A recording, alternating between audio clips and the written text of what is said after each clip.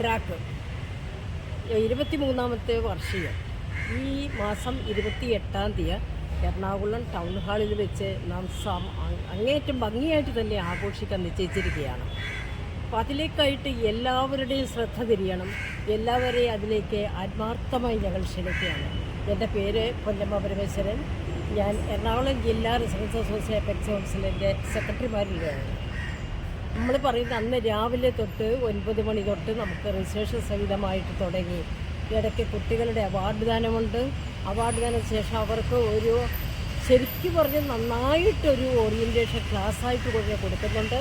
അതെല്ലാം കഴിഞ്ഞിട്ട് നമ്മൾ പൊതുസമ്മേളനമുണ്ട്. പൊതുസമ്മേളനത്തിൽ എല്ലാവരും തന്നെ പങ്കെടുക്കുന്നുണ്ട്. ഇതിന് വിശദമായിട്ട് നമ്മൾ നോട്ടീസ് കുറിച്ചിട്ടുണ്ട്. ഉച്ചയ്ക്ക് ഭക്ഷണത്തിന് ശേഷവും കണ്ടിന്യൂ ചെയ്യുന്നുണ്ട്. നമുക്ക് ഏതൊക്കെ സ്വരലയ എന്നൊരു പരിപാടിയുണ്ട്. അത് അതിമനോഹരമായി പാടുന്ന ധാരാളം പേരെ നമ്മൾ കണ്ടെത്തിയിട്ടുണ്ട്. അതിൽ നിന്ന് കുറേ പേരുടെയെങ്കിലും നമ്മളെ സ്വരലയ പരിപാടിയിൽ ഉൾപ്പെടുത്തിയിട്ടുണ്ട്. അവരുടെ ഗാനമേള, അവരുടെ പാട്ട് നമ്മൾ കണ്ടിന്യൂ ചെയ്യുകയും ചെയ്യും. അതിനോട് ശേഷം ഭക്ഷണത്തിന് ശേഷം നമ്മൾക്ക് നല്ല ഭംഗിയായിട്ട് തന്നെ കാര്യങ്ങൾ നടത്താനായിട്ട് ഇവിടെ വീണ്ടും പല കലാപരിപാടികളോ ഓരോ മേഖലയിൽ നിന്നും ഇഷ്ടമുള്ളവർക്ക് നേരത്തെ രജിസ്റ്റർ ചെയ്യാവുന്നുണ്ട്. അവർ ഓരോന്നെങ്കിലും രജിസ്റ്റർ ചെയ്തവരുടെ വെച്ച് കണ്ടിന്യൂ ചെയ്യും.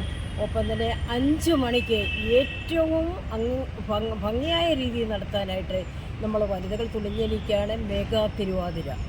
നമ്മളുടെ എഡ്രാക്കിൻ്റെ ചരിത്രത്തിൽ ആദ്യമായിട്ടാണ്. അത് 300ഓളം പേരുണ്ട് ഇപ്പോഴേ.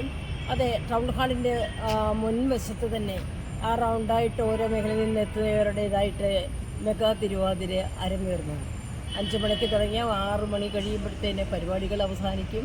അപ്പോൾ ഏറ്റവും ഭംഗിയായിട്ട് ഇതൊക്കെ കൈകാര്യം ചെയ്യുകയും ഇത് കണക്കാക്കുകയും ഇതനുസരിച്ച് വരികയും ചെയ്യുന്ന എല്ലാവരോടും ആത്മാർത്ഥമായ ഒരു ക്ഷണമാണ് ഞങ്ങൾ ഈ അവസരത്തിലുള്ളത്.